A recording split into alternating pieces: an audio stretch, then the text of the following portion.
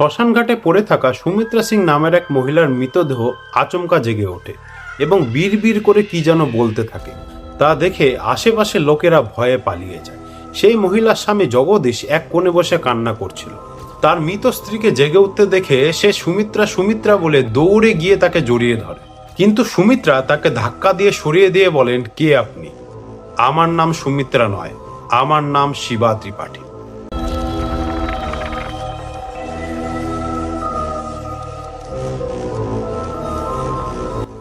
পুনর্জন্ম, রিইনকার্নেশন, মরার পর আত্মা এক শরীর থেকে আরেক শরীরে স্থানান্তরণ, এ নিয়ে না জানি কত রিসার্চ করা হয়েছে। এর সাথে জড়িত কাহিনী না জানি কত রহস্য নিয়ে আসে। কিন্তু আজকের কাহিনী কোনো কাহিনী নয়, তা হলো এমন এক সত্য ঘটনা যা কয়েক দশক ধরে রিসার্চারদের চিন্তায় রেখেছে। এই ঘটনাটি হলো উত্তরপ্রদেশে শরীফপুর গ্রামের সুমিত্রা সিং নামের এক মহিলার। মাত্র 13 বছর বয়সে বিয়ে করে আসা সুমিত্রা বিয়ের 2 বছর আগেই নিজের মাকে হারায়, যার পরে সে খুব একা হয়ে পড়ে। শহরে কাজ করে তার পিতা তাকে ঠিক মতো সময় দিতে পারছিলেন না। এই একাকী বিয়ের পরও তার পিছু ছাড়ছিল না, কারণ স্বামী জগদীশও বেশিরভাগ সময় কাজের জন্য শহরেই থাকতেন। বিয়ের 3 বছর পর ছেলে সন্তান জন্মানোর মাধ্যমে সুমিত্রার একাকী ক্রমশ কমে আসে। তার জীবনে কেবল ভালো সময় হয়তো শুরুই হয়েছিল, কিন্তু নিয়তি অন্য কথা বলছিল। একদিন হঠাৎ তার মির্কির সমস্যা চালু হয় এবং শরীর দিন প্রতিদিন খারাপ হতে থাকে। শেষমেশ 19 জুলাই 1985 দিন তার প্রচণ্ড জ্বর হয়, আর সেদিনই সুমিত্রা মারা যায়। শ্মশানে যখন সুমিত্রার অন্তিম সৎকারের কাজ চলছিল তখন হঠাৎ তার জ্ঞান ফিরে আসে, কিন্তু সে আর সুমিত্রা ছিল না।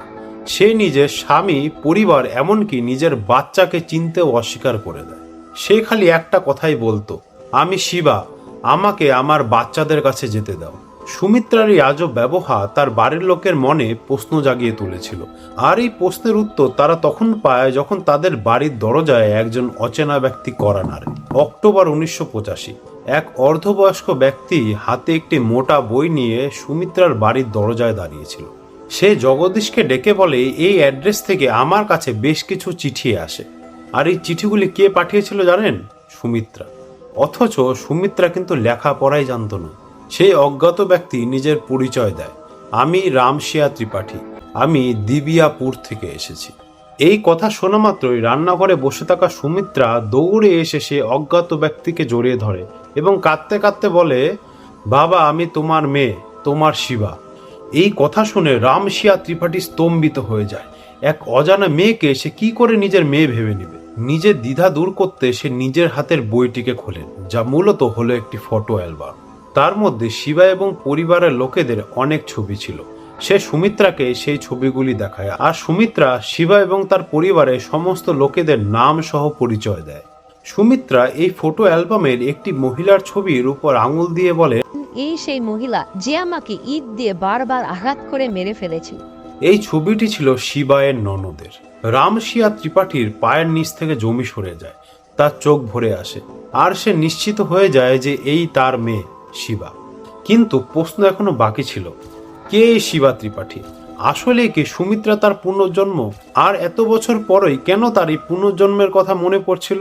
এই প্রশ্নের উত্তর পাবো আমরা এই ভিডিওটির দ্বিতীয় পার্টে। যদি চান এই দ্বিতীয় ভিডিওটি ছাড়ার সাথে সাথে আপনাদের কাছে নোটিফিকেশন পৌঁছে যায়, তাহলে চ্যানেলটিকে সাবস্ক্রাইব করে নোটিফিকেশন অন করে রাখুন। অবশেষে ভালো থাকবেন, ভালো রাখবেন। আবার দেখা হবে, খুব তাড়াতাড়ি দেখা হবে।